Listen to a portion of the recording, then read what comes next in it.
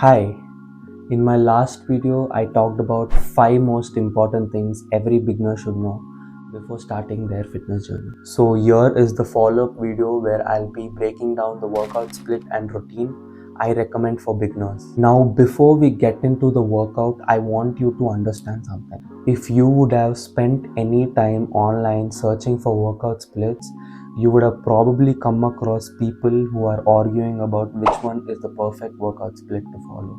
Some people recommend the bro split, some people recommend the push pull legs, some people say upper lower. And honestly, none of them are wrong. Because as a beginner, any workout split would give you results if you're training consistently and doing the workouts properly. That is because of something called newbie gains or beginner gains. Your body has never experienced this kind of training stress before, so it is highly responsive to any exercise you do as a beginner. So eventually you tend to build strength and muscle faster than someone who's been training for years. So instead of asking what's the best workout split, I think beginners should ask what's the safest and most smartest way to build the strong foundation. And that's exactly what we are going to talk about today. The workout split I personally recommend for the first month is a full body split. Now you might be wondering why full body. Because the goal during your first month of training isn't to maximize your muscle growth. The goal is to learn. You need to learn how each exercise feels, how to perform it correctly, and how to control your body through the movement. As a beginner, your joints, your stabilizer muscle, and coordination are still developing, which means you're more prone to injuries if you rush to an advanced training program. That's why I recommend training 3 times a week during your first month.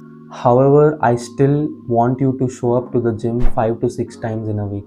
You might ask why? Because we are not just building muscle, we are building the habit of going to the gym. Most people don't quit because the workout was hard, they quit because they never built consistency. So, here's how your week could look like: Monday, full body workout; Tuesday, active recovery; Wednesday, full body workout; Thursday, active recovery; Friday, full body workout; Saturday, active recovery or you can take rest; Sunday, rest. On your active recovery days, walk on the treadmill for 30 to 40 minutes and do some stretching after that. The goal is simple: keep showing up. Now, let's look at the workout itself. So the first exercise you're going to do would be a chest press. If you don't have a chest press machine in your gym, you could use the Smith machine with a flat bench. The first set would always be a warm-up set that would be excluding these 3 working sets that I have mentioned in the workout. So for your warm-up, choose a light weight and do 8 to 10 reps. In your working set, choose a weight by which you're attaining your concentric failure by the time you reach your 12th or 15th rep. And your second exercise would be lat pull down, 3 sets for 12 to 15 reps. After which you can do your seated cable rows, 3 sets of 12 to 15 reps. For seated cable rows, you don't need to do your warm up set as your back is already warmed up from the lat pull downs you already did. So your fourth exercise would be machine shoulder press. If your gym doesn't have a shoulder press machine, you could do the seated dumbbell shoulder press. And your fifth exercise would be squats. You can start with only the bar first and slowly add on the weight. Use the bar, see if you're able to go 12 to 15 reps with the bar, just the bar.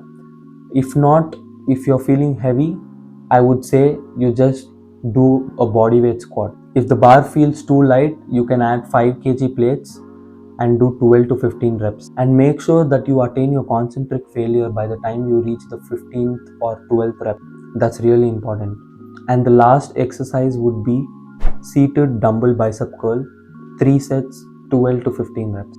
You will notice that most of these exercises are machine based, and that's purely intentional. Machines provide more stability. This allows you to focus on learning proper technique without worrying about balance and coordination. You might also be wondering why we are using more repetitions. The reason is simple: the goal isn't lifting the heaviest weight possible.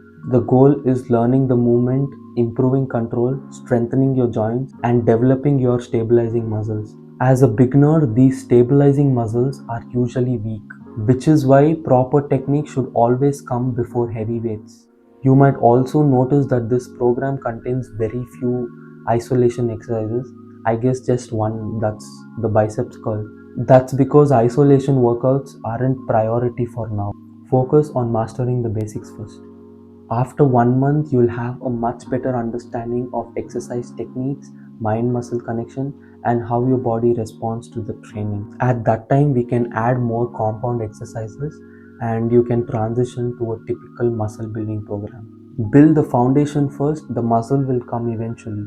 And remember, the first month in the gym isn't about building a perfect physique, it's about learning.